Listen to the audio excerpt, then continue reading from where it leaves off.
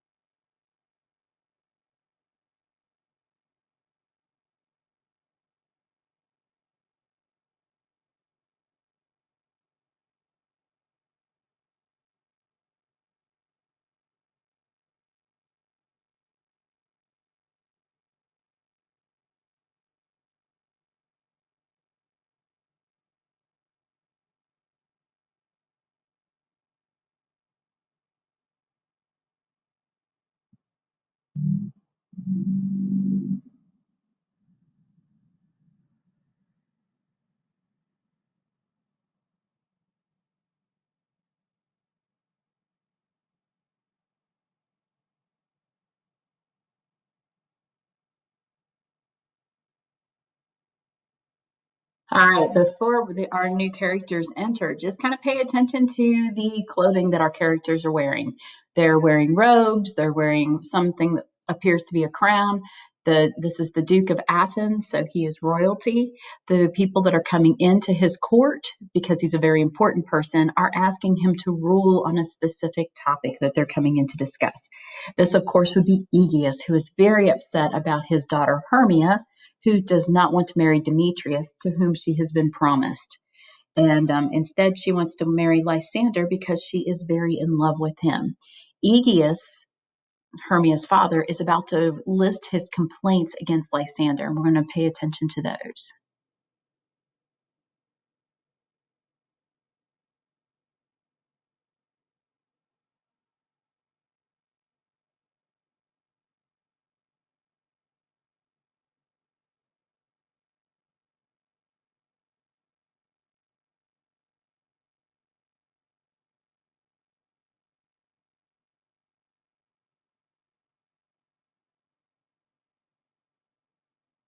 All right, so you should be following along in the text. And what we are witnessing right here is Aegeus. Notice his mannerisms, his body posturing. He very much, with consent and appreciation, introduces Demetrius. And then he turns and his tone becomes totally different as he begins to discuss Lysander.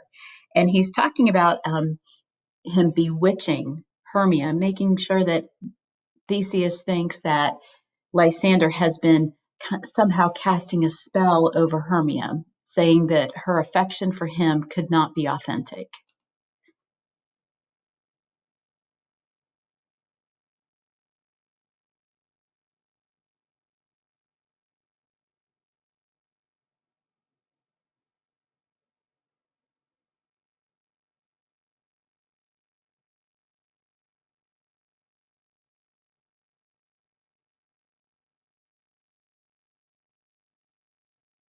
All right, so before Theseus begins to speak, we are on page 9 of the book.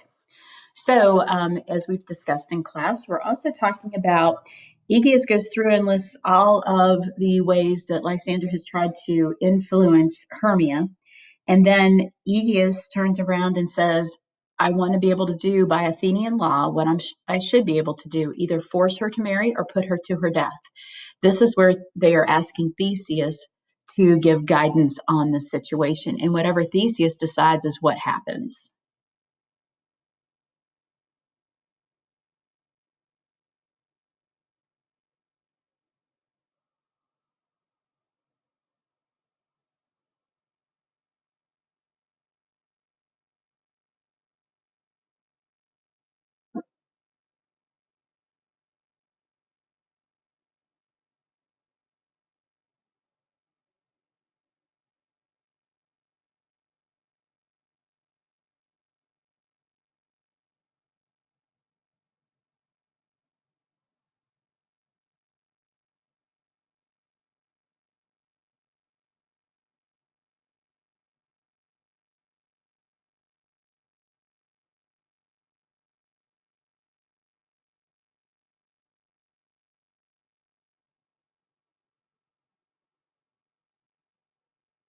All right, so right here, Theseus has said, okay, so I'll give you another option. You can become a nun. But he said you need to really rethink all of your options because I think Theseus really believes that Hermia is being a little ridiculous. She's basically pleading and begging to please let her marry Lysander and to absolve the wishes of her father, who wants her to marry Demetrius. So it does appear that Theseus is trying to be rational, probably because he's just about to be married, and so he's feeling a little sympathetic.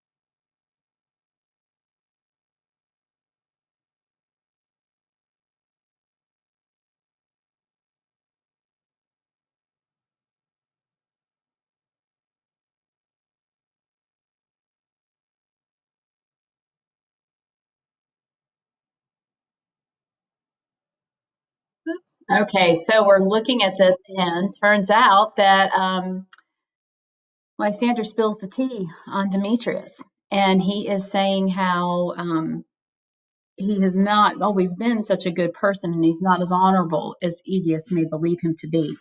So we are following along, and we are about on page 13.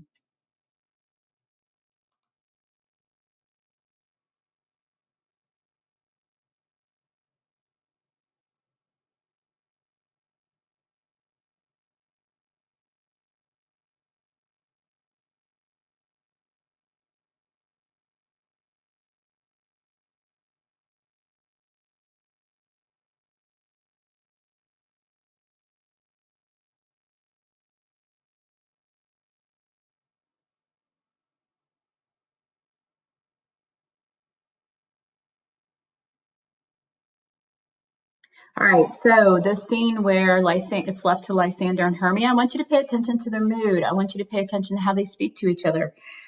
There's frustration, sadness, and worry. And so they're concerned that maybe they might not be able to carry things out the way they would like to. All right, so we're going to go ahead and we're going to watch this last part of the scene where Lysander and Hermia are going to have a conversation.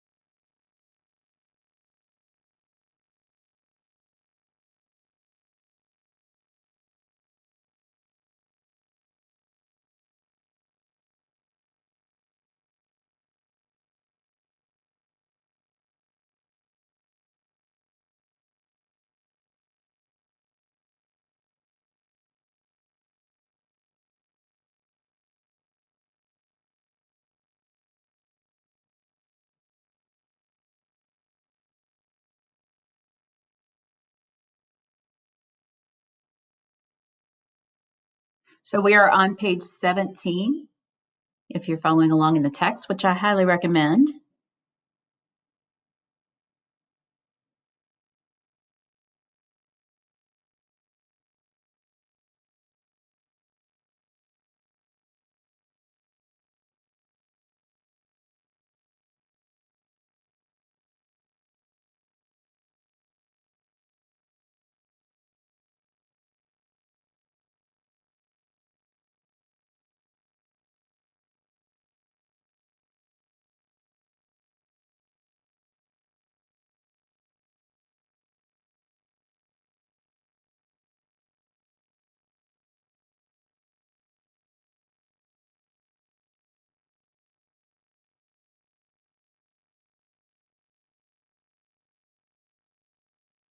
So this is the part where Hermia and Lysander plot to run away. He says he has a dowager aunt who thinks of her as her own son, and that they're going to run to her where they'll be away from the rules of Athens and they won't have to follow it.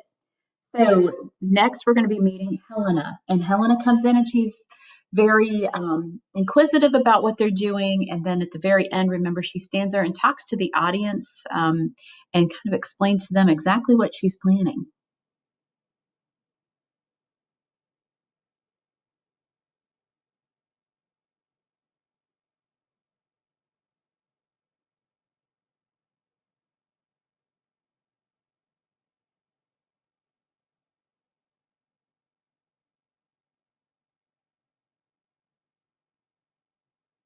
We're on page 19. This is the part where Helena and Hermia have an exchange and conversation where Helena kind of expresses and tells and displays how jealous she is of Hermia because Hermia has Demetrius's love.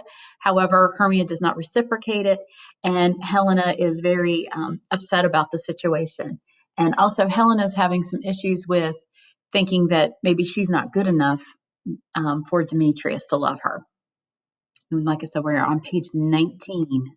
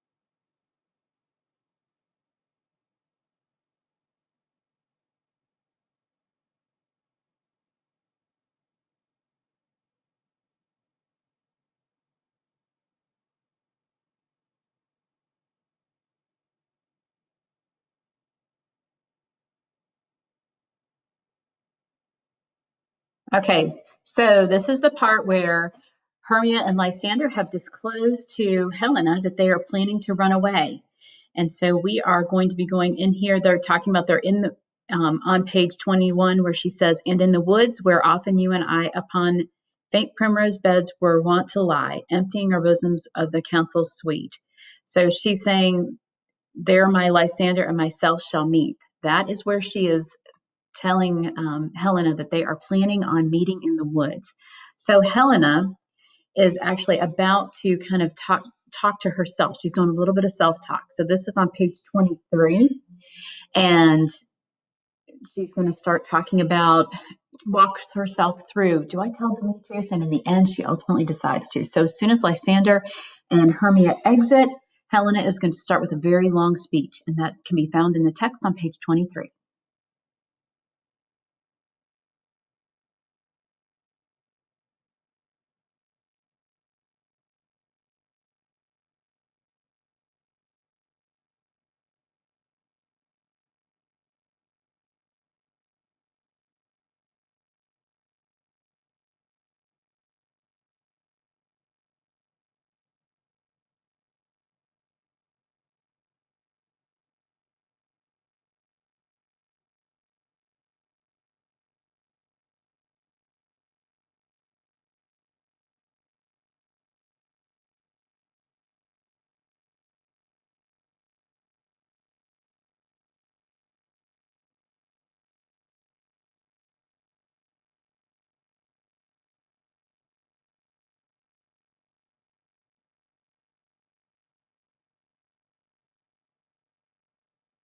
So right here is where Helena discloses that yes, she and Demetrius at one time did date, and that was something that Demetrius almost tried to deny in front of Theseus. So she is saying that she and Demetrius being together was actually true.